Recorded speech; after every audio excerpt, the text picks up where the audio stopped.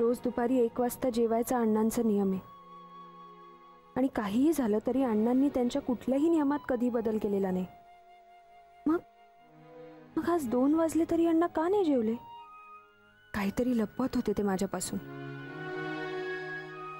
त्यांची तिथे नीट काळजी घेतली जात नाहीये का? खूप काळजी वाटायला लागली अण्णांची मला. वहिनींना फोन करू? नको, पुन्हा त्या काहीतरी बोलायच्या आणि मनस्ताप व्हायचा. पण मग काय करू? हे आदिती, जेवायचं नाही का तुला? चल लवकर. नंदिनी मॅडमनी सॉलिड लसणीची चटणी आणली आहे.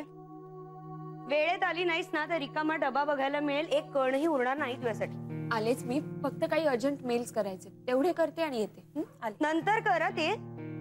तुझं ते जयचं रोजचं झालंय यार. लंच टाइम मध्ये कसली कामं करता? काहीतरी नवीन प्रथा पाडू नको ऑफिस मध्ये. नवरे काकांनी ऐकलं ना तर लंच टाइम कॅन्सल करायची पॉलिसी काढतील. आलेच.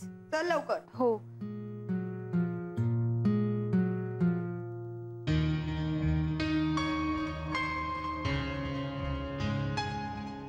जय इतका वेळ काय करतोय सरांच्या केबिन मध्ये? जय मला तुझ्याशी बोलायचंय रे. इतर वेळेस तुझ्याशी बोलून मन मोकळं करायचे, पण इथे तीही सोय नाही. आणि आता संधी मिळालीये तर तू जवळ नाहीयेस.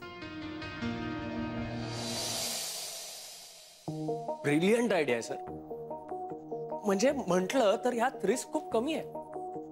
जर क्लायंट्सनी स्वतःहून आपले बुकिंग कॅन्सल केले असते तर आपल्याला खूप नुकसान झालं असतं. तुम्ही म्हटलं होतं ते अगदी बरोबर आहे सर. या बिझनेस मधल्या खाचाखुचा कळल्या पाहिजे.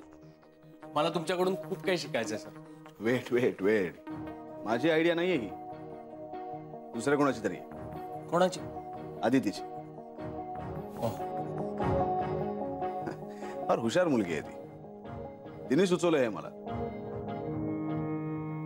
जय, तुला सांगतो, ती बिझनेस मध्ये नवीन जरी असली तरी या सगळ्यातनं ती ज्या पद्धतीने मार्ग काढते ते खरंच कौतुक करण्यासारखं.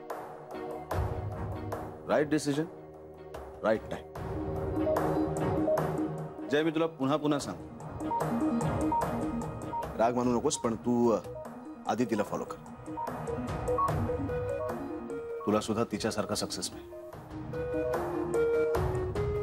Yes sir. सर, लंच लाव. हो, लावा लावा. तू जेवतोस? नाही सर, मी डबा आणलाय. येतो. थँक्यू.